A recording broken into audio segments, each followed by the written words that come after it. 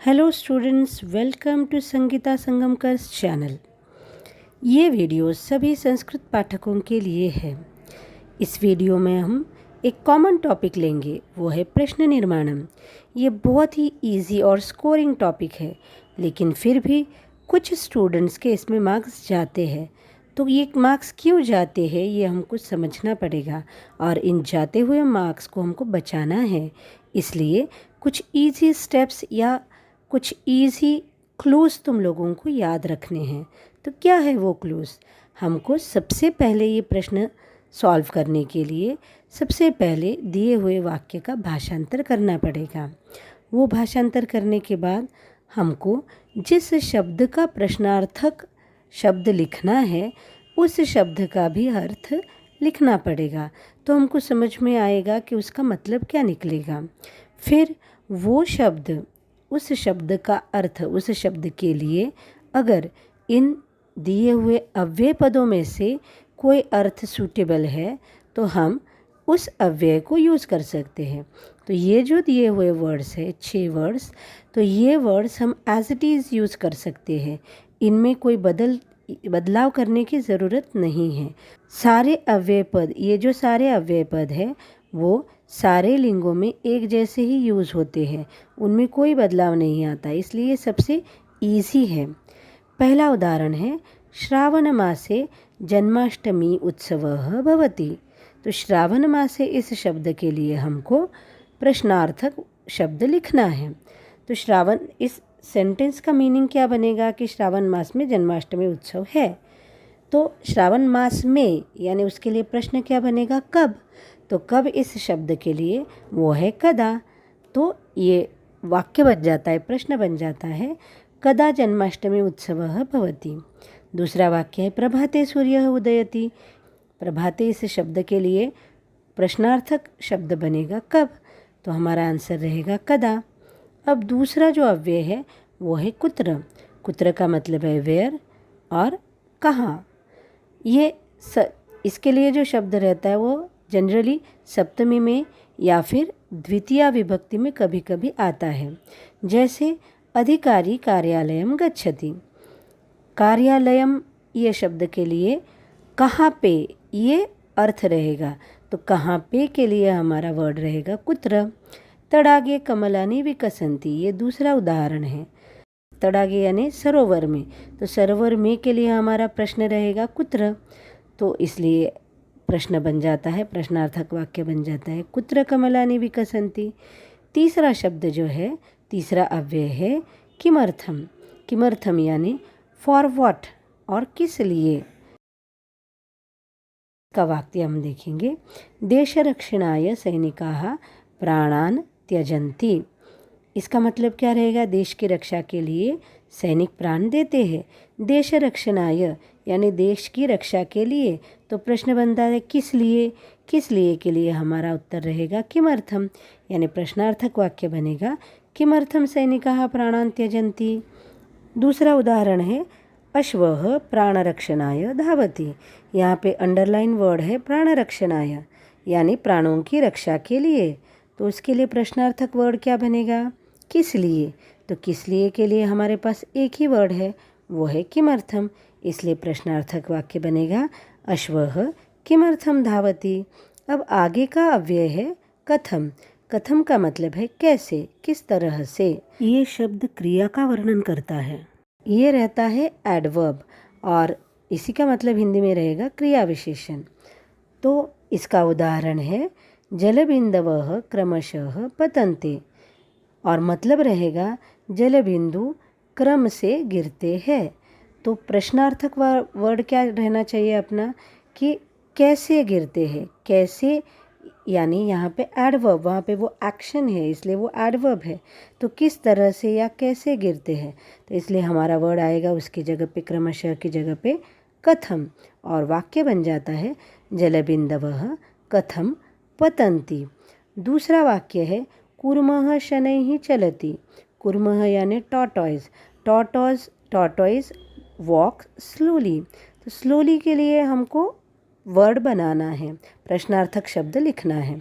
तो स्लोली यानी ये एडवर्ब है, तो उसके लिए हमारा प्रश्नार्थक शब्द रहेगा कथम और वाक्य बन जाता है कूर्मः कथम चलति अश्वः वेगेन धावति। ये आगे का उदाहरण है। वेगेन यानी विथ स्पीड और फास्ट, तो उसके लिए प्रश्नार्थक वाक्य फिर से वही बनेगा अश्वः कथम धावति। आगे का अव्यय है कुतः। कुतः का मतलब है फ्रॉम वेयर, यानी कहाँ से। तो ये शब्द जब भी आता है, ये शब्द हमको जब भी यूज़ करना है तो जिस शब्द के लिए हमको इसको यूज़ करना है वो शब्द सहसा पंचमी विभक्ति में रहता है या फिर उस शब्द को तह लगा हुआ रहता है, जैसे दिल्ली तह, मुंबई तह, इस तरह से ये शब्द रहता है। तो उदाहरण है सागर तटात नौका प्रस्थिता, यानी सागर तट से नौका चली। तो सागर तटात यानी फ्रॉम द सी शोर, तो पंचमी विभक्ति आ गई। पंचमी विभक्ति आ गई यानी फ्रॉम, तो हमको क्या लिखना है यहाँ पे, कहाँ से, ये मीनिंग आएगा। तो कहाँ से के लिए हमारा शब्द क्या आएगा, कुतः। इसके लिए हम कस्मात भी लिख सकते हैं और कुतः भी लिख सकते हैं। तो ये दोनों वाक्य, दोनों आंसर्स जो है वो करेक्ट रहेंगे। आगे का वाक्य है मम भ्राता विदेशतः आगतः। विदेशतः यानी विदेश से, तो ये तह शब्द जब भी आएगा उसके लिए प्रश्नार्थक वाक्य के लिए हम कुतः यूज़ करेंगे। तो वाक्य बन जाता है मम भ्राता कुतः आगतः। ये हो गया प्रश्न। अब इसके बाद जो शब्द है वो है कति। ये कति शब्द बहुत बार एज इट इज़, कति का मतलब है हाउ मेनी, कितने, ये जनरली एज इट इज़ आता है, लेकिन कभी कभी ये शब्द के रूपों के जैसे चलता है। उसका भी हम एक वाक्य देखेंगे। दशाधिकेषु पुष्पेषु एतत् पुष्पम प्रियम। 10 से भी ज़्यादा फूलों में ये फूल प्रिय है। यहाँ पे दशाधिकेषु इस शब्द को प्रश्नार्थक बनाना है, तो वो बनेगा कितने फूलों में से, यानी उसके लिए हमको कति का सप्तमी बहुवचन यूज़ करना है, इसलिए वो बन जाता है कतिषु। और आंसर बनेगा कतिषु पुष्पेषु इदं पुष्पं प्रियम।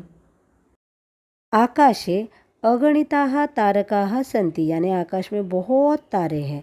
तो हमको कितने ये पूछना है। अगणिताः के लिए प्रश्न बनाते हैं तो बन जाता है कितने। तो कितने के लिए हमारे पास शब्द रहेगा कति और वाक्य बन जाता है आकाशे कति तारकाः सन्ति। दूसरा वाक्य है पृथ्वी आप तेज वायु आकाशः इति पंचमहाभूतानि। तो पंच के लिए अंडरलाइन है, पंच यानी 5, तो हमको प्रश्न बनाना है कितने। तो कितने के लिए कति ये शब्द आएगा, कति महाभूतानि, ये हमारा प्रश्न बन जाएगा। अब हम पढ़ेंगे किम सर्वनाम यूज़ करके प्रश्नार्थक वाक्य कैसे बनाएं। तो ये किम सर्वनाम पुल्लिंगी, स्त्रीलिंगी, नपुंसकलिंगी तीनों लिंगों में रहता है। सबसे पहले प्रथमा विभक्ति। प्रथमा विभक्ति में जो कह रहेगा या फिर कह, का या फिर किम, इसका मतलब रहता है कौन। उदाहरण देखेंगे वने सिंहः वसति, यानी यहाँ पे सिंह के लिए हमको प्रश्न बनाना है। जंगल में कौन रहता है, तो कौन के लिए सिंहः प्रथमा में है, इसलिए हम उसके लिए लेंगे कह। दूसरा वाक्य है वने सिंहौ वसतः, जंगल में कौन रहता है, लेकिन यहाँ पे सिंहौ है यानी द्विवचन में है, इसलिए कह कौ के जैसा, सिंहौ के जैसा ये बन जाएगा कौ, वने कौ वसतः। तीसरा वाक्य है वने सिंहाः वसन्ति, यानी कौन रहते हैं, लेकिन ये बहुवचन में आएगा। तो इसके लिए सबसे ज़्यादा मिस्टेक होने के चांसेस यहाँ पे रहते हैं। जब पुल्लिंगी बहुवचन रहता है तो स्टूडेंट्स क्या करते हैं, सिंहाः के जैसा काहा लिख देते हैं। तो वहाँ पे काहा नहीं चाहिए, क्योंकि किम टेबल पुल्लिंगी में चलता है कह कौ के प्रथमा, तो प्रथमा बहुवचन बन जाता है के, इसलिए तुम्हारा वाक्य आना चाहिए वने के वसंती। अब द्वितीय विभक्ति। द्वितीय विभक्ति का मतलब रहता है टू हुम, या किसको। हमने कारक विभक्ति पढ़ा हुआ है, तो उस कारक विभक्ति का यहाँ पे कम्प्लीटली प्रॉपरली हमको यूज़ करने आना चाहिए। तो द्वितीय का मतलब रहेगा किसको। उसका एग्जाम्पल है शिक्षकः छात्रं प्रश्नं पृच्छति। तो छात्रम के लिए हमको प्रश्न बनाना है। शिक्षक किसको प्रश्न पूछते हैं, तो छात्रम ये द्वितीया में है, शिक्षकः कं प्रश्नं पृच्छति। शिक्षकः, दूसरा उदाहरण, शिक्षकः छात्रौ प्रश्नं पृच्छति। यहाँ पे छात्रौ के लिए हमको प्रश्न बनाना है। वो द्वितीया द्विवचन में है, इसलिए हम भी द्वितीया द्विवचन यूज़ करेंगे। वो बन जाता है शिक्षकः कौ प्रश्नं पृच्छति। तीसरा उदाहरण है शिक्षकः छात्रान् प्रश्नं पृच्छति।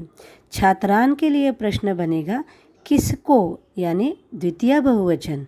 तो किम पुल्लिंगी का द्वितीय बहुवचन बनता है कान, इसलिए प्रश्न बनेगा शिक्षकः कान प्रश्नं पृच्छति। अब तृतीय विभक्ति।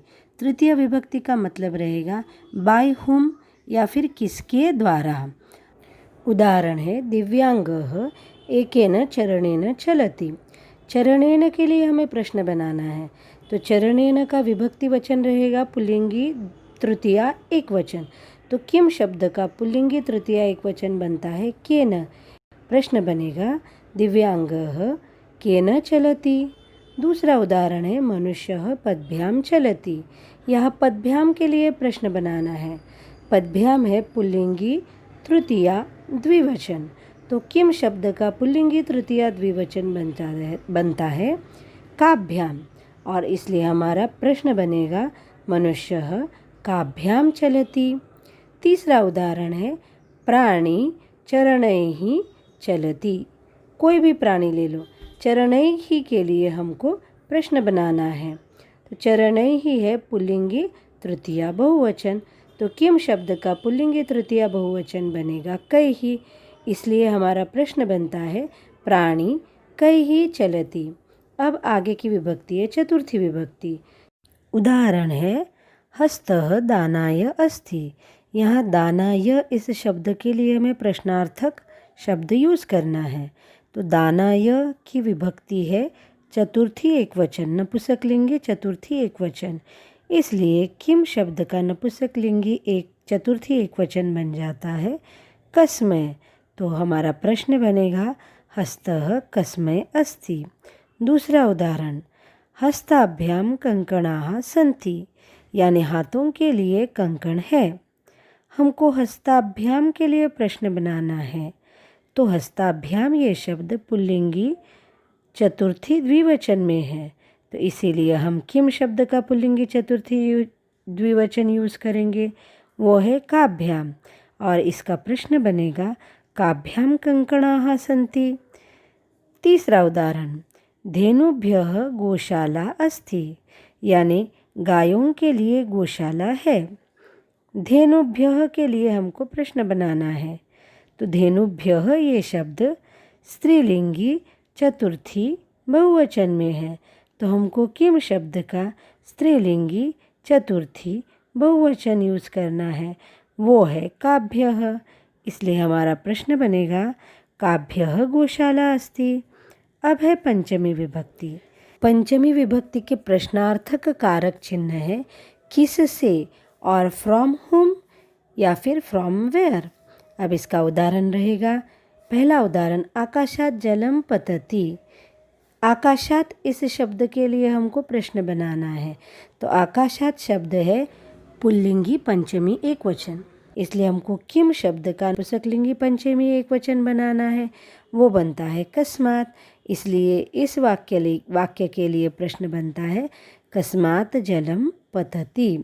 दूसरा उदाहरण है पुत्रः माता पितृभ्याम आशीर्वादम लभते, यानी पुत्र माता पिताओं से आशीर्वाद लेता है। माता पितृभ्याम इस शब्द के लिए हमको प्रश्न बनाना है।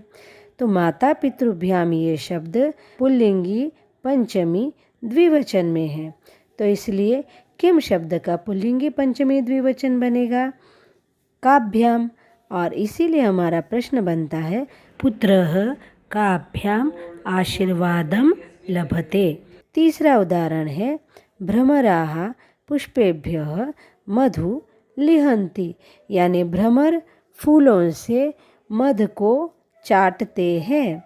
तो इस वाक्य में पुष्पेभ्यः शब्द के लिए हमको प्रश्न बनाना है। तो पुष्पेभ्यः ये शब्द नपुंसकलिंगी पंचमी बहुवचन में है, तो किम शब्द का नपुंसकलिंगी पंचमी बहुवचन बनता है केभ्यः, और इसीलिए इस शब्द के लिए जो प्रश्न बनेगा वो है भ्रमराः केभ्यः मधु लिहन्ति। अब है षष्ठी विभक्ति। षष्ठी विभक्ति के कारक चिन्ह है, प्रश्नार्थक कारक चिन्ह है किसका, किसकी, किसके, या फिर इंग्लिश में रहेगा ऑफ हुम। अब इसका उदाहरण है मालाकारस्य उद्यानम अस्ति, यानी गार्डनर का गार्डन है, यानी मालाकार का उद्यान है। तो यहाँ पे हमको प्रश्न बनाना है मालाकारस्य शब्द के लिए। तो ये मालाकारस्य शब्द पुल्लिंगी षष्ठी एकवचन में है, तो किम शब्द का पुल्लिंगी षष्ठी एकवचन बन जाता है कस्य, और प्रश्न बनेगा कस्य उद्यानम अस्ति। दूसरा उदाहरण, रक्षाबंधन उत्सवः भगिनी भ्रात्रोः स्नेहस्य प्रतीकम अस्ति। इस वाक्य में हमको भगिनी भ्रात्रोः शब्द के लिए प्रश्नार्थक शब्द लिखना है। ये शब्द पुल्लिंगी षष्ठी द्विवचन में है, यानी हमको किम शब्द का, किम सर्वनाम का पुल्लिंगी षष्ठी द्विवचन यूज़ करना है। वो बनता है कयोः, इसीलिए वो प्रश्न बनेगा रक्षाबंधन उत्सवः कयोः स्नेहस्य प्रतीकम। स्नेहस्य प्रतीकम मीन्स टोकन ऑफ लव, प्यार का प्रतीक है। तीसरा उदाहरण, भारतः अस्माकं देशः, भारत हमारा देश है। तो यहाँ पे हम अस्माकं के लिए प्रश्न बनाना है। अस्माकं ये शब्द अस्मद प्रोनाउन का, यानी अस्मद सर्वनाम का षष्ठी बहुवचन है, तो हमको किम शब्द का षष्ठी बहुवचन बनाना है। अस्मद ये शब्द पुल्लिंगी, स्त्रीलिंगी, नपुंसकलिंगी में एक जैसा ही रहता है, तो इसलिए हम पुल्लिंगी शब्द यूज़ करेंगे। किम का षष्ठी बहुवचन बनेगा केशाम, तो इसलिए पूरा प्रश्न बन जाता है भारतः केशाम देशः। अब सप्तमी विभक्ति। सप्तमी विभक्ति के प्रश्नार्थक कारक चिन्ह है कहाँ, या किस में, या फिर किस पे, या इंग्लिश में इसके प्रश्नार्थक कारक चिन्ह रहेंगे ऑन वॉट, ऑन हुम, इन वॉट, इन हुम। इस तरह से अब इसका पहला वाक्य हम देखेंगे, मस्तके टोपिका अस्ति, यानी सर पे टोपी है। हमको मस्तके शब्द के लिए प्रश्न बनाना है, तो हमारा प्रश्न बन सकता है कहाँ टोपी है या किस पे टोपी है। कहाँ टोपी है इसका प्रश्न बनेगा कुत्र टोपिका अस्ति, लेकिन किस पे टोपी है अगर हमको ऐसे प्रश्न बनाना है तो ये मस्तके शब्द के अनुसार करना पड़ेगा। मस्तके है नपुंसकलिंगी सप्तमी एकवचन, किम का नपुंसकलिंगी सप्तमी एकवचन बनेगा कस्मिन, तो प्रश्न बन सकता है कस्मिन टोपिका अस्ति। दूसरा वाक्य है हस्तयोः पुष्पाणि सन्ति, यानी हाथों में, दो हाथों में फूल है। हमको हस्तयोः के लिए प्रश्न बनाना है।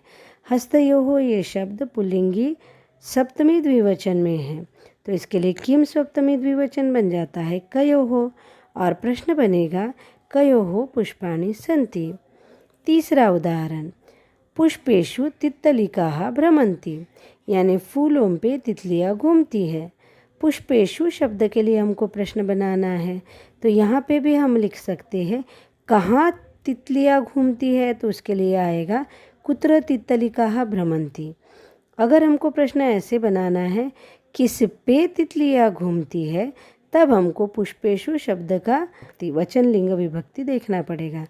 पुष्पेषु है नपुंसकलिंगी सप्तमी बहुवचन, तो किम का नपुंसकलिंगी सप्तमी बहुवचन बनता है केशु, और इस वाक्य के लिए प्रश्न बनेगा केशु तित्तलिकाः भ्रमन्ति। तो फ्रेंड्स समझ गए ना प्रश्न निर्माणम के प्रश्न को कैसे सॉल्व करना है।